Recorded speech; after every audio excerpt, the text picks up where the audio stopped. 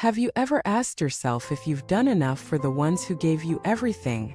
Have you ever felt, in the quiet corners of your heart, that no matter how much you give, it will never be enough to repay your parents' love? Welcome back, dear friends. I'm so grateful to have you here again on this channel, where we come together to explore not just spiritual theory, but the deep, emotional truths that live in all of us. Today's topic touches one of the most universal, yet complicated aspects of human experience: the love we owe to our parents.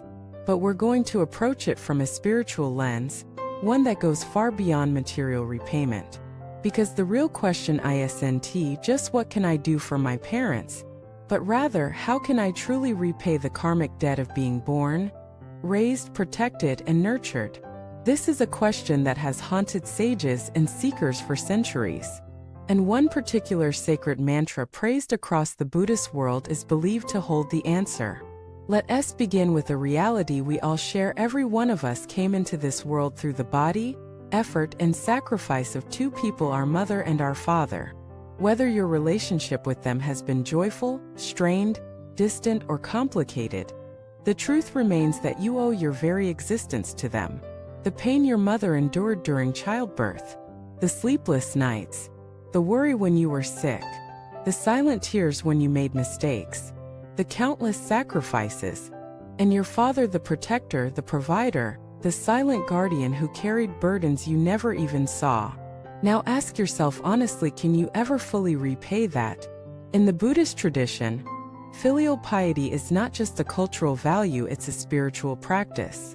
The Buddha once said that even if you carried your father on one shoulder and your mother on the other for 100 years, feeding them, washing them, caring for them every day, you still wouldn't have repaid the debt of their love. Why? Because the gift of life is beyond price. So then what do? Are we condemned to lifelong guilt? Are we supposed to carry a burden of unpayable debt? Not at all.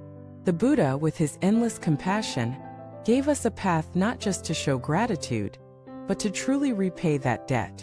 That path is spiritual transformation.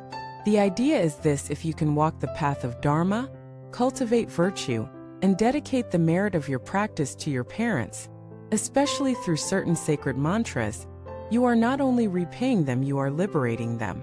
Among these sacred tools, one mantra shines above many others when it comes to repaying the kindness of parents: the Great Compassion Mantra, also known as dispeleevil. This mantra, revealed by the Bodhisattva Avalokiteshvara Guanyin, contains the heart of infinite compassion.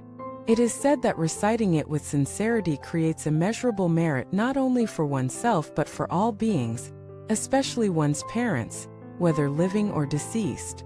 Let me share a story with you. There was once a young man whose mother had passed away suddenly. Racked with guilt and sorrow, he could not eat or sleep. He regretted not spending enough time with her, not saying "I love you" enough, not being more patient. One night, a monk told him, "Your mother is in the bardo, the in-between state. She can still hear you. Recite the Great Compassion Mantra with all your heart and dedicate the merit to her." The young man did just that. Every morning and every night, he knelt before a candle, tears streaming down his face, chanting the mantra over and over. After 49 days, he had a dream. In it, his mother appeared, radiant and peaceful, and said, "My child, your voice reached me. I am free." Was it a dream? Was it real? For the young man, it didn't matter. His heart had transformed. His guilt had turned into gratitude, and his mourning became a living practice of love. The mantra became his bridge to healing, to honoring, to repaying, not through words, but through vibration, intention, and transformation. That is the power of sacred sound. Why is the Great Compassion Mantra so effective? Because it's not just a sound. It's a frequency of divine compassion. It calls upon countless names of bodhisattvas, each representing an aspect of protection, healing, release from suffering. When you chant it, you're not alone. You are joined by a spiritual army of awakened beings, responding to your call. And when you dedicate the merit to your parents, especially if they are suffering physically, mentally, or spiritually, you create a current of blessing that touches them across space and even time. Even if your parents have passed on, this practice is still powerful. In Buddhist cosmology, beings after death go through many planes of existence. Some are reborn quickly. Others remain in transition. Your prayers reach them. Your chanting calls light into their path. You can assist them, lift them, and bring them closer to liberation. And if your parents are still alive, your practice helps in invisible ways, calming their fears, easing their illnesses, dissolving their karmic obstacles. They may not even know why they feel better, but your vibration is working in the background, like sunlight through a closed window. Of course, this doesn't mean we abandon worldly forms of care. Feed them, hug them, support them, but understand that material help, while essential, only scratches the surface. True repayment is spiritual. It's through becoming a better person, a more conscious soul, a more awakened being. The Buddha once said, if a son or daughter cultivates even a drop of compassion and offers that to their parents, the merit is boundless.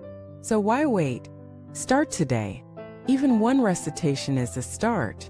Even one sincere intention can shift lifetimes of karma. Let us talk about how you can begin. Set up a simple altar. It could be a photo of your parents, a small Buddha image, a candle. Make a space that feels sacred. Each morning or evening, light the candle. Take 3 deep breaths. Bow. And begin the mantra. Namo Hilata Nadulai. You don't need to be perfect. You don't need to understand every syllable. Just chant with your heart. Let the sound carry your love, your regret, your gratitude. Let it rise like incense, invisible but real. And afterwards say, I dedicate this practice to my parents. May they be free from suffering. May they be at peace. May they attain true happiness. Do this daily and watch what changes not just in them but in you. Because chanting doesn't just repay your parents, it transforms you into the kind of person they can be proud of, whether they're watching from a room away or from beyond this world. The Great Compassion Mantra is not just about mysticism, it's about action. It's about aligning your life with higher purpose, deeper love, and lasting reverence.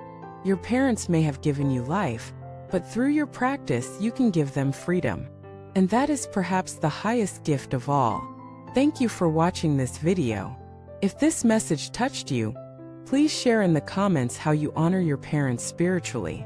Have you tried chanting the Great Compassion Mantra? What has it done for your heart?